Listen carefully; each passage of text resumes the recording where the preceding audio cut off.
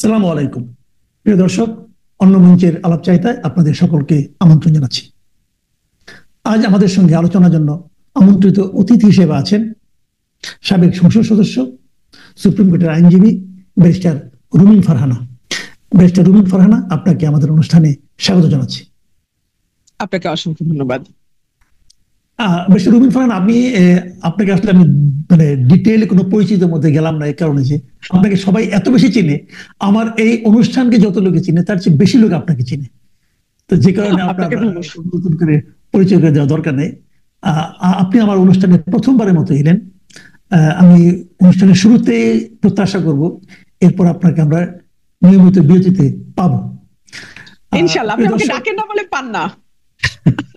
দর্শক, আপনারা শুনলেন মিস্টার রুমিন ফারহানা কিন্তু আমার এই প্রশ্নের জবাবে নেতিবাচক কিছু বলেননি।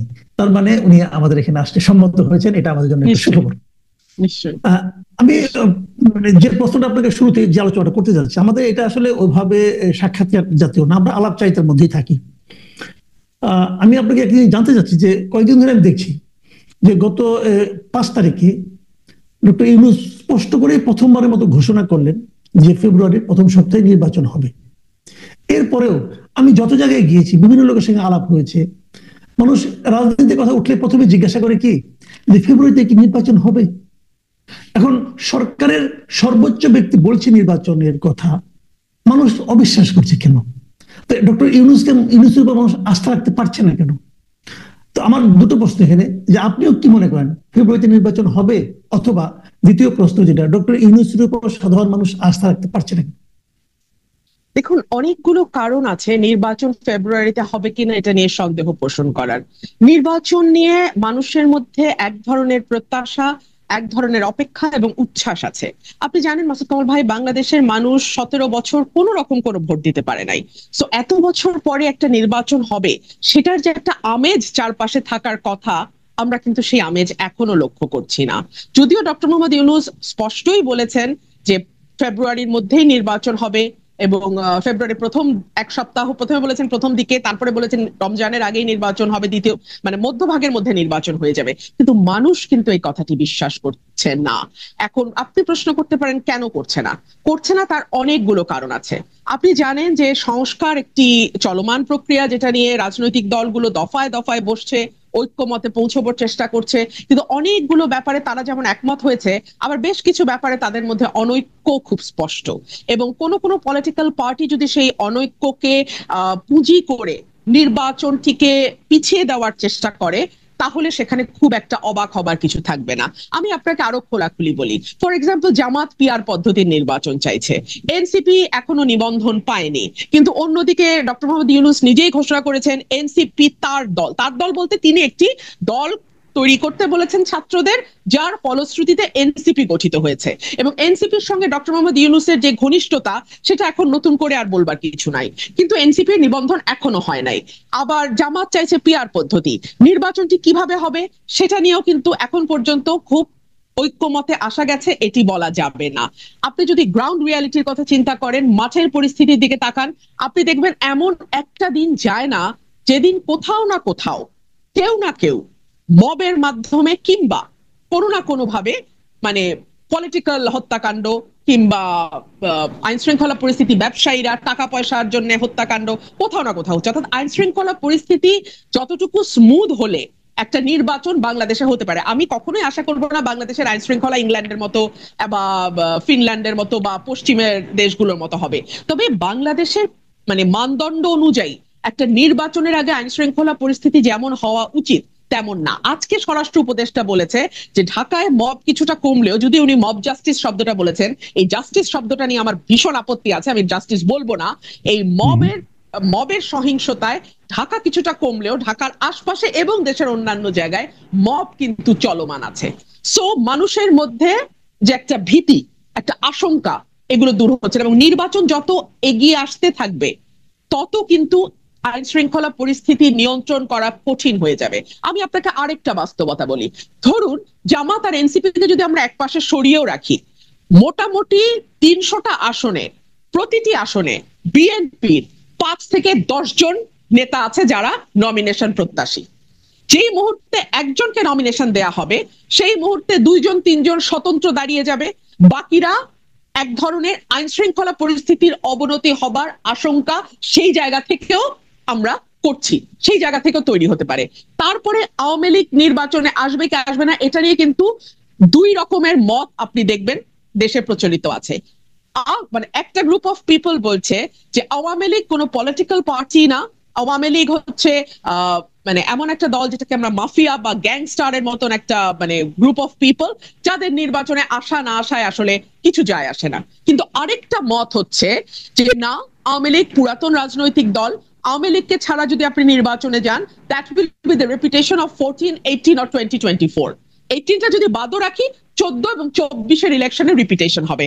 সো এতগুলো ভিন্ন ভিন্ন অ্যাসপেক্ট যখন মাঠে ক্রিয়াশীল থাকে, তখন আপনি কিভাবে একটা স্মুথ ইলেকশন আশা করেন? তাহলে প্রধান উপদেষ্টা যেটা বলেছিলেন আগে যে উনি ইতিহাসে সর্বশ্রেষ্ঠ নির্বাচন উপহার দিবেন, তো এটা কি তাহলে আসলে কথাই থেকে যাবে? আপনি দেখুন, আমি আজকে লক্ষ্য করছিলাম যে অন্তত পক্ষে সরকারের তরফে 4 জন, আমি যদি ভুল না করি 2জন উপদেষ্টা এবং 2জন সরকারের নীতি নির্ধারণী মহলের, তারা বারবার কিরা কসম কেটে বলতেছে ফেব্রুয়ারিতেই নির্বাচন হবে। কোন দল কি বলল, কোন দল নির্বাচনে আসলো বা না আসলো তাতে কিচ্ছু যায় আসে না। সরকার ফেব্রুয়ারি ঘোষণা করেছে, তো ফেব্রুয়ারিতে নির্বাচন হবে। অর্থাৎ তারা নিজেরাও জানে যে কতটা ভোলেটাইল একটা সিচুয়েশন এখন বাংলাদেশে প্রিভেইল করছে। তারা নিজেরাও কিন্তু খুব একটা কনফিডেন্ট না যে কেমন ইলেকশন, বাট তারা রিপিটেডলি কথাটা বলছে। আপনি মাসুদ ভাই যখন একটা কথা বারংবার বলবেন, তখন ওটা আপনার নিজের প্রতি আস্থাহীনতারই একটা বহিঃপ্রকাশ। না হলে একই কথা আসলে বারবার বলার দরকার নাই। এবং বাংলাদেশ বিশ্বের সম্ভবত অল্প কয়েকটা দেশের একটা, যেখানে নির্বাচন আসলেই অবাধ, সুষ্ঠু, নিরপেক্ষ, স্মরণকালের সবচেয়ে ভালো, জীবনে এত ভালো ইলেকশন কোনোদিন হয় নাই, আমরা পৃথিবীর শ্রেষ্ঠ ইলেকশন দেব, এই সব উদ্ভট এবং বাজে কথা নির্বাচনের আগে যুক্ত করা হয়। আরে ভাই, নির্বাচন মানেই তো free, fair, inclusive and neutral হওয়ার কথা। তো এটাকে আবার এতগুলো বিশেষণ দিতে হয় কেন? আমি তো এটাও বুঝি না। আচ্ছা, আপনি আরেকটা কথা বললেন যে এই এনসিপি কে আপনি বললেন যে এটা ডক্টর ইউনূসের দল। আচ্ছা ঠিক আছে, হতে পারে ইউনূসের দল, কিন্তু ইদানিং আপনি খেয়াল করছেন যে এনসিপি কিন্তু ডক্টর ইউনূসের ব্যাপারেও বেশ মানে শুনতে ভালো শোনায় না এ ধরনের শব্দ উচ্চারণ করে কিন্তু ইউনূসের সমালোচনা করছেন যে ডক্টর ইউনূস ভুল জায়গায় সেজদা দিয়েছেন না কি করেছেন এগুলো বলছেন। তাহলে নিজের দল তার সৃষ্টিকর্তার বিরুদ্ধে এই ধরনের কথা বলছে, এটাকেই বা আপনি কিভাবে জাস্টিফাই করবেন? এখানে দুটো বিষয় হতে পারে। যেহেতু শুরু থেকেই এনসিপি কে কিংস পার্টি বলা হচ্ছে, শুরু থেকেই আমি এনসিপি কে রাজার দল বলি। কিংস পার্টির চেয়ে আমার কাছে রাজার দল কথাটা বেশি পছন্দ, সো আমি তাকে রাজার দল বলি।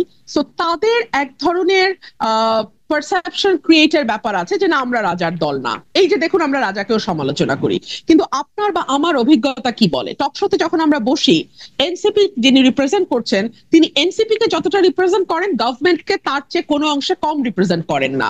সো এই যে একটা পারসেপশন তৈরি হয়েছে যেটা রাজার দল, সেটা ডক্টর ইউনূসের কথা থেকে এবং এনসিপির আচরণ থেকে, সেটা ভাঙবার একটা চেষ্টা হয়তো নির্বাচনের আগে তারা করতে চাইছে। এক, অথবা যেটা হতে পারে সেটা হচ্ছে রাজার সঙ্গে তাদের এতদিন যে সুখের সংসার ছিল, সেই সংসার সম্ভবত ততটা সুখের এখন আর নাই। কারণ আমরা রাজার উপদেষ্টা মানে অর্থাৎ পারিষদদের, মন্ত্রী পরিষদ সদস্যদের, অন্যান্য উপদেষ্টাদের বলতে শুনছি যে এনসিপি যাই বলুক না কেন, রাজা যেহেতু নির্বাচন ফেব্রুয়ারিতে বলেছেন, তো নির্বাচনটি ফেব্রুয়ারিতেই হবে। এখনো কিন্তু এনসিপির নিবন্ধন হয় নাই। সুতরাং এনসিপির জন্য অত্যন্ত চ্যালেঞ্জিং হয়ে যাবে ফেব্রুয়ারির আগে, নির্বাচনের আগে তাদের সমস্ত শর্ত পূরণ করে একটা মানে রেজিস্ট্রেশন পাওয়া। সো এই সকল কিছুর বিবেচনায় রাজার সঙ্গে বনিবনা না হওয়া, তারা প্রথম দিকে যেরকম দাপট এনজয় করেছে, যেরকম যাচ্ছে তাই কথা বলা, যাচ্ছে তাই আচরণ করার এক ধরনের প্রচ্ছন্ন সমর্থন তারা সরকার থেকে পেয়েছে। না হলে তো উপদেষ্টাদের পিএসরা কোটি কোটি টাকা বানাতে পারতো না, না হলে তো উপদেষ্টাদের পিতারা এলাকায় এলাকায় মব রাজত্ব কায়েম করতে পারতো না। এবং দেখেন আপনি, এই মব রাজত্ব কায়েমের কথা গণমাধ্যমে আসার পরেও এখন পর্যন্ত আমি দোষী নির্দোষ সরিয়ে রাখি, একটা ন্যূনতম ইনভেস্টিগেশনও হয় নাই। তো আপনি আমাকে বলেন মানে এই দল রাজার দল না হলে আর কি, তারা এখন যেই পারসেপশনই ক্রিয়েট করার চেষ্টা করুক না কেন। সো এই দলটি হয়তো এখন প্রথম দিকে যেরকম প্যাম্পারিং পেয়েছে, বাংলাদেশের সেনাবাহিনী যেটা আমাদের স্বাধীনতার সার্বভৌমত্বের প্রতীক, সেই সেনাবাহিনীকে তারা কোন ভাষায় অ্যাটাক করেছে আপনার নিশ্চয়ই মনে আছে। সেনাবাহিনীর একজন মেজরের ফ্যামিলি সম্পর্কে যেই ধরনের বাজে কথাবার্তা তারা ফেসবুকে দিয়েছে, এটা কোথাও হয় না মাসুদ কামাল ভাই, পৃথিবীর কোথাও হয় না। সেনাবাহিনী প্রতিটি দেশের স্বাধীনতা সার্বভৌমত্বের প্রতীক। এটাকে যখন আপনি কটাক্ষ করবেন, এটাকে যখন আপনি হেয় করবেন, তখন আপনি কিন্তু বাংলাদেশের স্বাধীনতা সার্বভৌমত্বকে প্রশ্নের মুখে ফেলে দেবেন। জি, আরেকটা প্রসঙ্গ, এটা খুব রিসেন্টলি হয়েছে, আমি মানে এটা আলোচনা হচ্ছে, আমি সম্ভবত এটি আমাদের শেষ প্রশ্ন। সেটা হলো যে বিভিন্ন দূতাবাস থেকে একটা মানে মৌখিকভাবে নির্দেশ গিয়েছে যে রাষ্ট্রপতির ছবি নামিয়ে ফেলতে হবে, কিন্তু এ ব্যাপারে কোনো প্রজ্ঞাপন হয়নি, মৌখিক নির্দেশ গিয়েছে এবং এটা অনেক জায়গায় পালন করা হচ্ছে। তো আবার এটা দেখলাম যে আমাদের দেশীয় রাজনীতিবিদরাও এটাকে একভাবে সাপোর্ট দিচ্ছেন। আপনি যে দলের সঙ্গে যুক্ত সেই দলের একজন নেতা বলেছেন যে তারা বোধহয় নো পোর্ট্রেট নীতিতে অগ্রসর হচ্ছে। তো এখন যেটাই হোক, কোশ্চেনটা হলো কি যে এই জিনিসটা যদি হয়ে থাকে, এর তো কোনো প্রজ্ঞাপন দেখলাম না, সরকারি কোনো নির্দেশনা দেখলাম না, এটা কি মৌখিক ভাবে হয় অথবা এভাবে কি হওয়া উচিত? রাষ্ট্রপতি কি ব্যক্তিটা ইম্পর্টেন্ট না চেয়ারটা ইম্পর্টেন্ট? এই বিষয়গুলো নিয়ে কিন্তু অনেক জায়গায় আলোচনা হচ্ছে। এটাকে আপনি আসলে কিভাবে দেখছেন? দেখুন, গত এক বছরে রাষ্ট্রটাকে ঐক্যবদ্ধ রাখা, মানুষকে ঐক্যবদ্ধ করা, 15 বছর যে বিভাজনের চাষ হয়েছে সেটাকে বন্ধ করা, ল অ্যান্ড অর্ডারকে স্থিতিশীল করা, প্রতিষ্ঠানগুলোকে শক্তিশালী করা, এই দিকে মনোযোগ না দিয়ে সরকার আরো অন্যান্য অনেক নিটিগিটি ছোট ছোট ব্যাপারের দিকে মনোযোগ দিয়েছে। ধরুন এই যে এই রাষ্ট্রপতির পোর্ট্রেটের ব্যাপারটাই ধরুন, এই পোর্ট্রেটটি সরানো কেন হলো আমরা কেউ জানি না, আপনি জানেন না, আমি জানি না, রাজনৈতিক দলগুলো জানে কিনা আমি জানি না। সো এই যে কেউ না জানলো, চুপে চুপে একটা মৌখিক নির্দেশ দেয়া হলো, এটার অর্থটা কি? যদি নো পোর্ট্রেট নীতি নিয়ে থাকে তাহলে সেটা প্রজ্ঞাপন দিয়ে আমাদের জানা, তাহলে কারো পোর্ট্রেট থাকবে না, ওয়েল এনাফ। আর কোন পলিটিক্যাল পার্টি যদি সেটাকে সাপোর্ট করে, তাহলে আমি আশা করব সেই পলিটিক্যাল পার্টিও যখন ভবিষ্যতে ক্ষমতায় যদি যায়, তাহলে তারাও নো পোর্ট্রেট নীতি নেবে, ডেফিনেটলি আমরা সেটা আশা করব। সো আমরা না এখন পিসমিল বেসিসে কাজ করছি, মানে যেটা সামনে আসছে ওটা নিয়ে কাজ করছি, কিন্তু আমাদের আসল যে কাজগুলো, এই সরকারের যে গুরু দায়িত্বটা ছিল 5ই অগস্ট 2024 সাল থেকে আজকে 25 সালের অগস্ট মাস অলমোস্ট শেষ হতে যাচ্ছে, এখন পর্যন্ত সেই আসল জায়গাগুলোতে আমরা হাত দিতে দেখলাম না।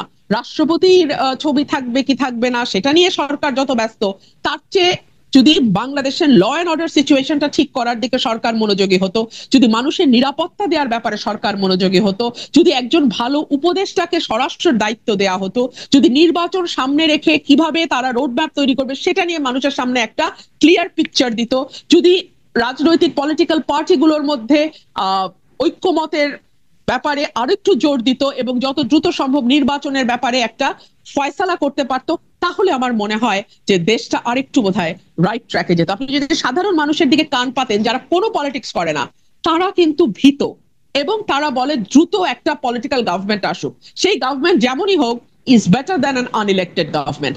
আমরা তো দেখলাম রাজনৈতিক নেতাদের শাসনও 53 বছর দেখলাম, আবার আমরা অরাজনৈতিক বিশ্ববিখ্যাত অতি উচ্চ শিক্ষিত মানুষের শাসনও এই এক বছরে দেখলাম। সো মানুষ তো তার কম্পেয়ার নিজেরা নিজেদেরটা করতে পারে। জি, অনেক ধন্যবাদ, অনেক ধন্যবাদ রুমিন ফারহানা। প্রিয় দর্শক, আপনারা শুনলেন ব্যারিস্টার রুমিন ফারহানার বিশ্লেষণ আমাদের নির্বাচন নিয়ে, ডক্টর ইউনূসের কথার প্রতি মানুষের আস্থা নিয়ে, রাষ্ট্রপতির ছবি নিয়ে, আইন শৃঙ্খলা নিয়ে, সবকিছু নিয়ে। আমরা আগামীতে আরো নানা প্রসঙ্গে ওনার সঙ্গে আলোচনায় বসতে চাই। ততক্ষণ পর্যন্ত আপনারা ভালো থাকবেন। এখন এই পর্যন্তই। আল্লাহ হাফিজ।